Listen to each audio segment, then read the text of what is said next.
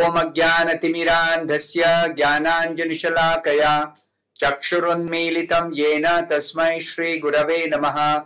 Nama Om Vishnu Padaya Krishna Presthaya Bhutale Srimate Bhakti Vedanta Swamin Nitinamine. Namaste Saraswate Deve Gauravani Pracharine Nirvishesha Shunyavadi Paschatya Deshatarine. Jaya Shri Krishna Chaitanya Prabhu Nityananda Shri Advaita Gadadhara Srivasadi Gaura Bhakta Vrinda. Hare Krishna Krishna Krishna Hare Hare Hare Rama Rama Rama Hare Hare.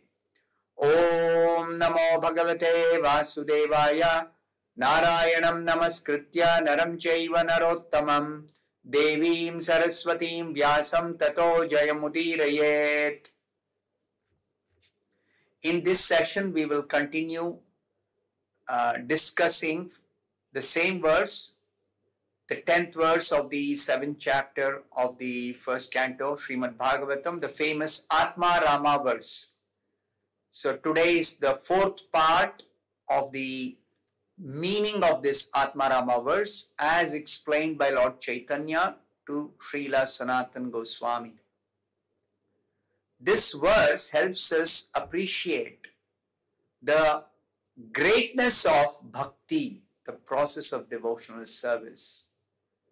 How different varieties of personalities, living beings, some or the other, when they take to devotional service by coming in contact with a pure devotee, by coming in contact with Krishna, by coming in contact with any devotional paraphernalia, they begin devotional service and Krishna attracts them through so many different ways. And that is what is being described here. And they become pure devotees, completely dedicated to serving Krishna with love. So the verse is Atma Ramascha Munayo Nirgrantha Apyurukrame Kurvanti Ahaitukim Bhaktim Itham Bhuta Guno Harihi. The meaning of this verse, as directly translated, all different varieties of Atma Ramas, especially those established from the path of self-realization, though freed from all kinds of material bondage, desire to render service to the personality of Godhead. This means that the Lord possesses transcendental qualities and therefore can attract everyone, including liberated souls. So in the last 3 sessions, we had heard the different meanings of the Atmarama verse pertaining to how Krishna attracts by his qualities even the impersonalists, like those situated in impersonal liberation, like Shukadev Goswami, like the 4 Kumaras. Krishna attracts the gopis, Krishna attracts the queens of Dwaraka, Krishna attracts all young girls all over the universe. Krishna attracts trees and birds and animals. So nobody is without attraction for Krishna. That's why Krishna, all attractive, is the suitable, most appropriate name for the Supreme Lord, who is all attractive to everyone without exception. So continuing the description of the varieties of Atmaramas who become attracted to Krishna and begin to render pure devotional service to Krishna. So here the description is continuing. As all fuel is burned to ashes by a full-fledged fire, all sinful activities are totally erased when one engages in devotional service to me. This is statement from the Bhagavatam 11th canto when Krishna is instructing Uddhava. Krishna says the nature of pure devotional service is such that even if somebody who begins devotional service is having some contamination in the heart, all that is completely nullified by the fire of devotional service.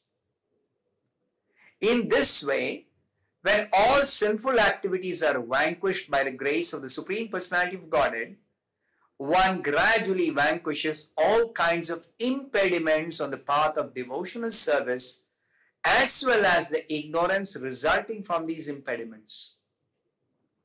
In the path of bhakti, these material contaminations are obstacles. Now, as one goes on rendering devotional service to Krishna, the heart becomes cleansed automatically without separate endeavor. And the impediments are all gone, the obstacles are removed. And when the obstacles are removed, even the ignorance is vanquished. One becomes enlightened from within automatically without separate endeavor.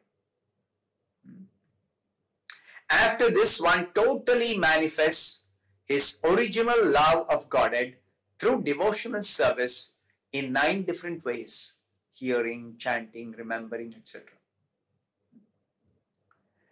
When the devotee is freed from all sinful material activities, Krishna attracts his body, mind and senses to perform devotional service to him. See, as long as there is material contamination, we have attraction for so many material things. But when the material contamination is gone, we get attracted to Krishna. And Krishna attracts our total being, our body, our mind, our words, everything completely Krishna attracts. And thus it is described, Krishna is very, very merciful and his transcendental qualities are very attractive. Itham bhuta guno harihi.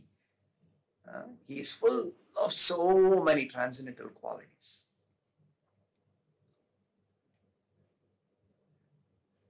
Now, further, Lord Chaitanya explains, when one's mind, senses and body are attracted to the transcendental qualities of the Supreme Lord Hari, one gives up the 4 principles of material success.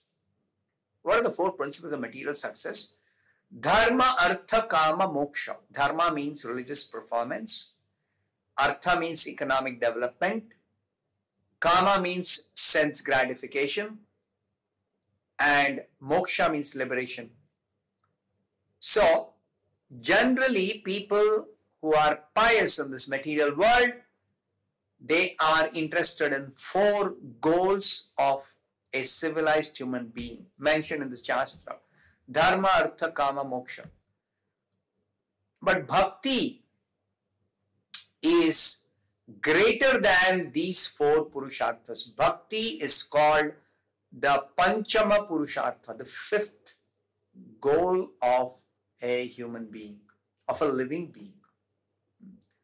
So, when a devotee becomes attracted by Krishna and begins to render devotional service, automatically such a devotee loses interest in Dharma, Artha, Kama, Moksha. Those 4 Purusharthas don't interest the devotee anymore. Completely the devotee rises above these 4 Purusharthas. Now, the next set of meanings that Lord Chaitanya explains.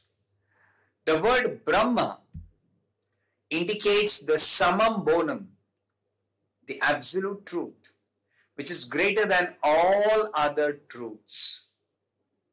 In this material world, whatever we know as truth is called relative truth. And Krishna, the Supreme Personality of Godhead, is the absolute truth. What is absolute truth? Absolute truth is truth in all phases of time. under all circumstances, in all conditions. Whereas relative truth is not truth in all phases of time.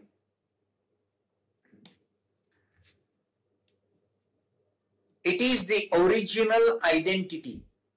Brahma means the original identity, and there can be nothing equal to that absolute truth.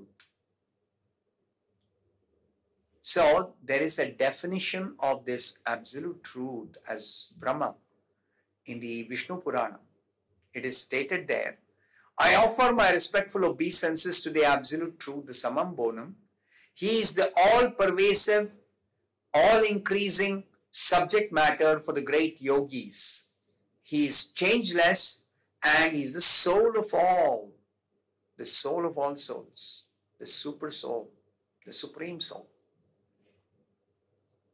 Actually, the proper meaning of the word Brahma is the Supreme Personality of Godhead, who is one without a second and without whom nothing else exists. This is substantiated in so many different parts of the Vedic literature. Chaitanya Mahaprabhu is quoting one verse. That absolute truth without a second is Lord Krishna, the Supreme Personality of Godhead. He is the supreme truth in the past, present and future. That is the evidence of all revealed scriptures. In the Bhagavatam it is stated, prior to the cosmic creation, only I exist and no phenomena exist, either gross or subtle or primordial. Why do we say Krishna is the Supreme Personality of Godhead? Because Krishna existed as Krishna before the creation even began. Krishna remains through the creation as Krishna. And after everything is annihilated in this material world, Krishna remains as Krishna. Therefore, Krishna is the absolute truth in all phases of time, in all conditions of existence. After creation, only I exist in everything, and after annihilation, only I remain eternally. What about the created beings? Aren't they also existing after the creation, through the creation? They exist not in the different bodily forms, not in the different types of material bodies they accept. No. Those are all temporarily given to them according to their desires for enjoyment, according to their karma, according to their association with the gunas, so many things. They keep on changing. Through all these changes, the changeless reality is Krishna, the Supreme Lord. Only He remains unchanged. The living entities are accepting different bodies. Material nature is constantly undergoing change. It is called Shara, constantly changing. And the living entities are simply bewildered by the material influence of the three modes, continuously changing. Whereas Krishna is the unchanging, constant, eternal reality through all these changes in the material world.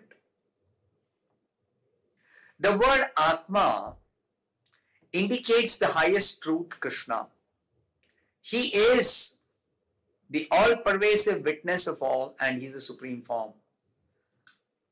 Now, the word Brahma indicates the supreme absolute truth, and the highest understanding of that truth is Krishna. The word Atma also indicates the highest truth, Krishna, who is all-pervasive witness of everything, and He is the supreme form. And Hari, the word Hari, indicating the personality of Godhead, is the all-pervasive original source of everything. He is therefore the super soul of everything. Now, Chaitanya Mahaprabhu explains There are three ways to attain the lotus feet of the absolute truth Krishna. There is a process of philosophical speculation, the Jnana Marga. There is the practice of mystic yoga, that is the Ashtanga yoga system. And there is the process of bhakti, the execution of devotional service. Each of these have different characteristics.